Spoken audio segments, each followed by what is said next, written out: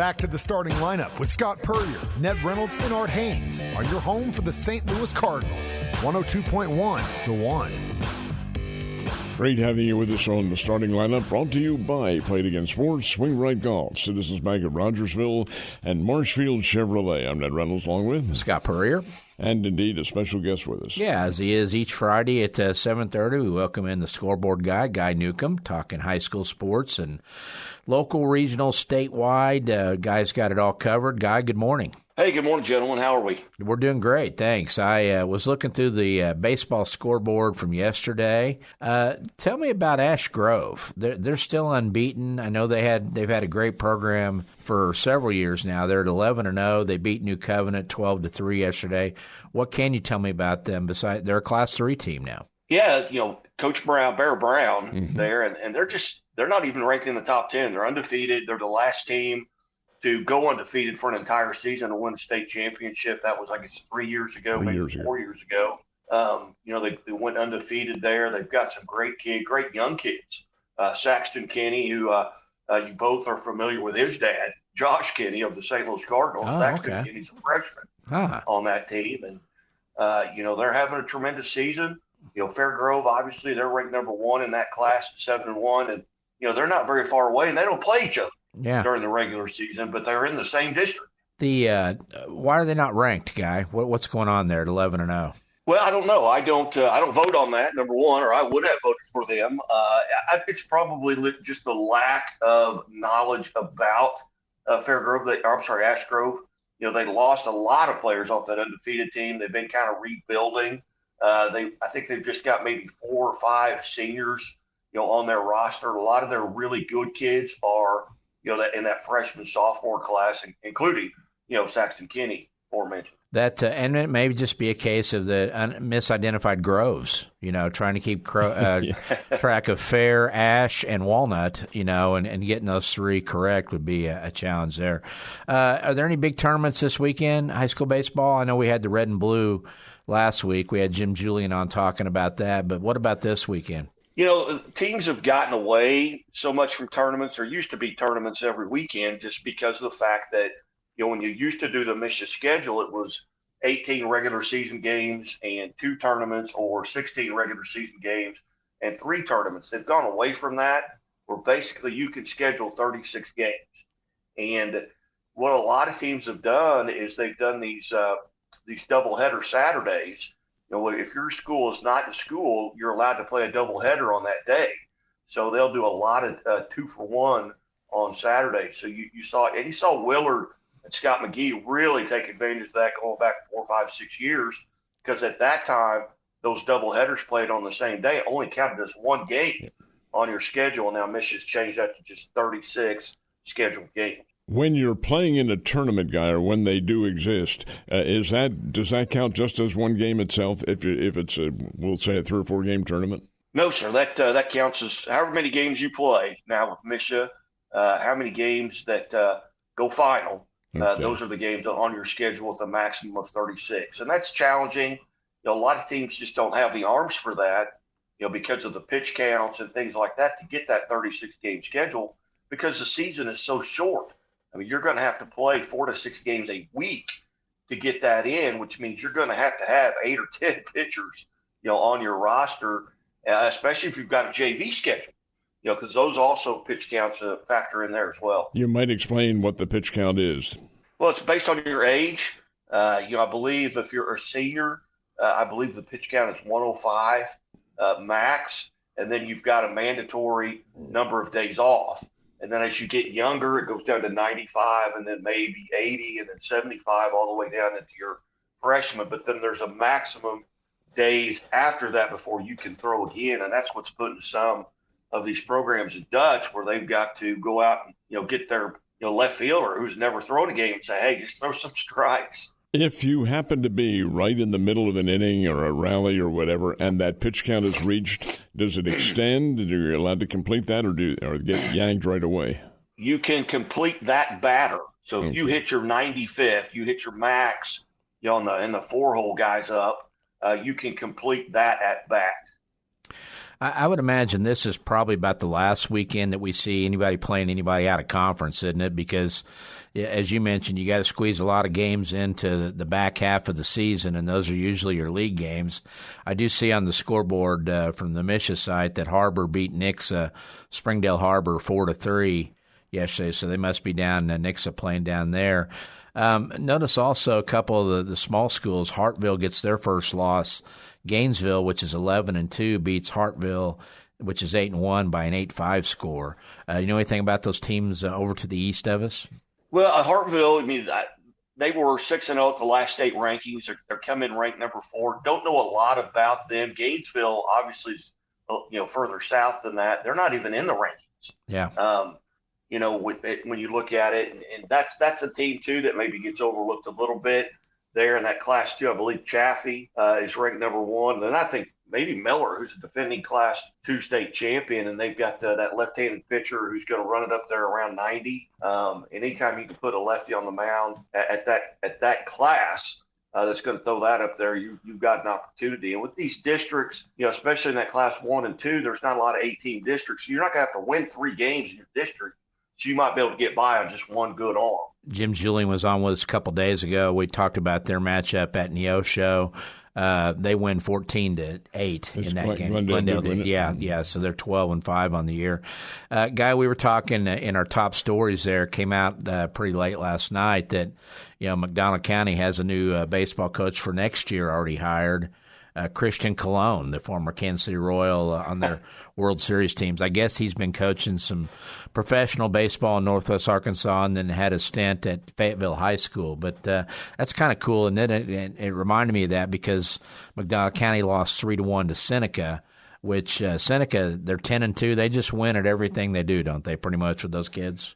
Yeah, they're just athletic. You look. Even going back to their football team now, they struggled in basketball. I don't know if they've won 1 or 2 games in basketball. Skip Brock, he had kind of stepped in there because they didn't have a coach, and he had stepped in there in basketball. But, they've always been good at baseball. I mean, even going back to, in my era, in the mid to late 80s, they were awfully good. And, Shannon Crouch on the mound throwing 90 miles an hour, legit 90 at that time back there in the late 80s. We played back in my day. They were good. They had Mike and Ray Godfrey. You remember those guys back in the oh yeah, and the brothers and I think Mike hit me in the ribs and I cried for 7 days with a pitch there. But Seneca, it just seems like they just churn out a different group of boys that they get it done, whether it's football or wrestling or baseball. Guy, you told us the other day, where is Shannon now? Shannon Crouch. He is the police chief in Lamar. That's police chief it is, not sheriff, police chief, okay. Yeah, he is the police chief, a position formerly held by Wyatt Earp. Is that right? Yeah. Yes. Yeah, pre-Tombstone, I believe, right? That Wyatt Earp. Yes. Yeah, yep. Yeah. Guy, what baseball teams in the big schools have really caught your eye early on this season? I mean, we've talked. It seems like this year more than any in the past few, more balanced at the top with your Glendales, your Nixas, your Willards, your Republics, Ozark, all of them, Kickapoo, all of them kind of in the same jumble, aren't they? Yeah, you look at it, and you got to kind of maybe throw in the Neosho in there as well. I think they're very good when they've got the right guy on the mound. Willard, another one, Webb City, and a team that maybe not too many people around here know about. Carl Junkson's very good. They've got 2 guys at the top of their rotation that if either one of those guys are on the mound, I believe they're maybe 10-4 right now. They're gonna be a handful, and I believe Willard and CJ are in the same district. They're with Webb City. That'll be a tough district. But in the Class 6, really around here you've got Nixa, Glendale, and as I mentioned, Neosho, and you can't count Kickapoo out. They've got guys in the middle of the lineup and up the middle defensively that are very good. Small schools, anybody jumped out that maybe you didn't think was going to be that powerful, and they are? Yeah, you go down, extreme southwest, you get down into Purdy, and I believe they're 12-1, and they're in that same district with Miller. Miller maybe 9-2, 10-2 at this time, and we haven't even reached the halfway point, of the season. These teams, most of them will schedule, 28 to 30 games, and a lot of these teams haven't played 10 yet, or they're just getting to their 10th. One good thing is we haven't had any rain really to speak of that's costing teams games. And even if there is, I mean, it could pour all day long with all the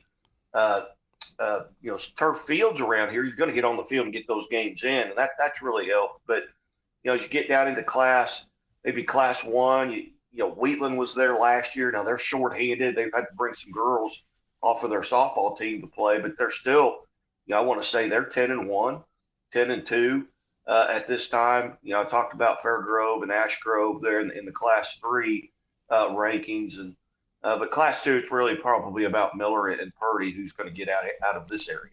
Guy, last basketball season you had the Bunker team from the very far eastern sector of our area. They came through. They were a big surprise, won a state championship and all that sort of thing. But it's down there with Ellington and Elsinore and teams of that nature. Are they presenting any kind of a challenge, as you can see? Not baseball. I haven't seen a lot of Bunker scores there that would lead me to believe that whether they'd have to beat a Neelyville or a East Carter or somebody like that to kind of get on the radar a little bit. I think they may play like a Hartville, who's maybe one loss on the season. That may have been last night. But outside of that, don't really see or hear a lot from Bunker. There's really no solution to the baseball season in terms of high schools, to lengthen it or move it up earlier, because you got kids that play basketball that, Rogersville is a perfect example. They're in the state Final Four in basketball, and they play Licking, I think, that first weekend when they didn't have a lot of their guys, and stuff. And so you can't go earlier with it. You can't go later because you can't keep kids. I think, is it mandated the first weekend in June pretty much is when baseball has to be done? Is this just it is what it is because they just got to cram everything they can into about a 6-week and hope for good weather stretch? Yeah, it's you'd have to go back to the beginning of the season. When they lengthened the football season to 15 games now, where the state championship is until that first weekend in December.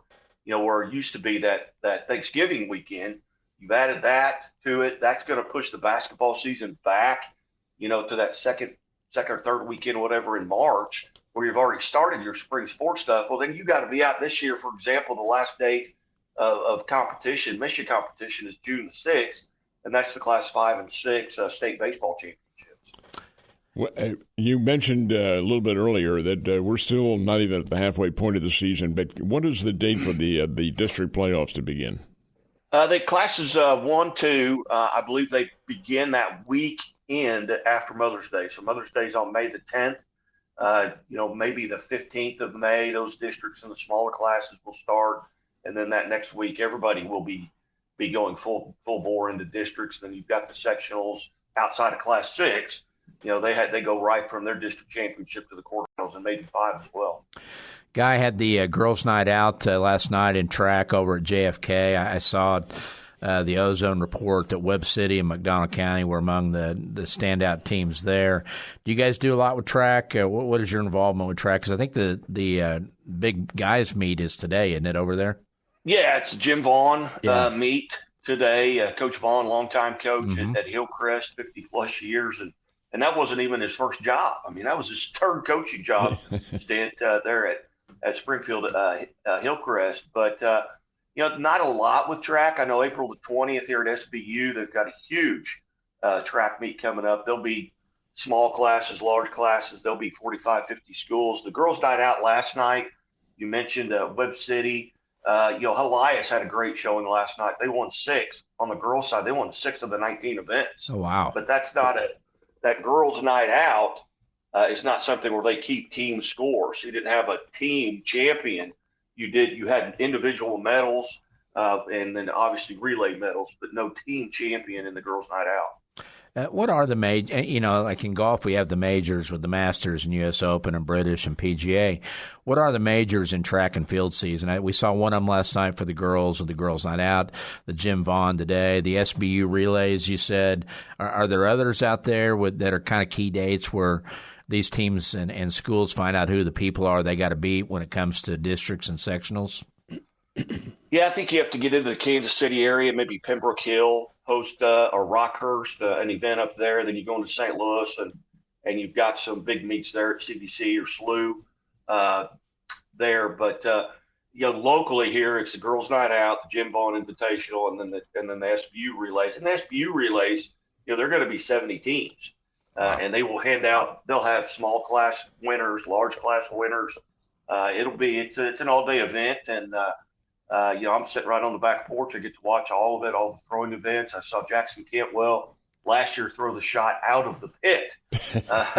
He didn't even land. It was difficult to measure because he extended the pit.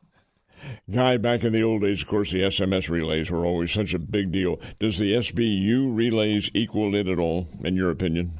Yeah, the Aldo Seaman relays, and I took part in that. My kids ran in that while they had it. Obviously with redoing the football field, they don't even have a track over there, I believe, anymore. So, that was a big deal. I can remember going and watching Doriel Green Beckham do the long jump and the 100 meters, and standing beside coaches from Alabama and Michigan, and watching him prepare for that event. But I'd say right now that the largest, as far as the number of schools, will be the Southwest Baptist event coming up on the 20th. Guy, you spend a lot of your work time on Twitter, which is now X. That's kind of really the only place anymore to keep track of portal comings and goings. Any local kids out there that we have missed that maybe in the portal for basketball now on boys and girls side? I saw Reagan McCowan, the former Lebanon standout that's had a great career at Western Illinois. She's back in the portal now to find out what's next. But it seems like on the girls' side, they're actually starting to gain ground on how many of them are going to the portal compared to the guys. Because I saw that, Tennessee only had one kid back, I think. Texas lost 7 players to the portal off a team that made it to the Final Four. Anybody else out there in the area that you've noticed jumped in? No, I really haven't seen a lot. And maybe statewide, you've got Addison Bjorn, out of Park Hill South, who became just the second high school player in history in the state of Missouri to have 2,000 points and 1,000 rebounds. She had committed to Texas. Now that may be up in the air just a little bit. She's won like 7 Olympic medals. I was interviewing her and I was asking her, what are some games you'd like to go back and play again? Well, normally you're talking to a Kickapoo kid, hey, I'd like to play next. That's a rivalry. And her answer was, I'd sure like to go back and play Italy.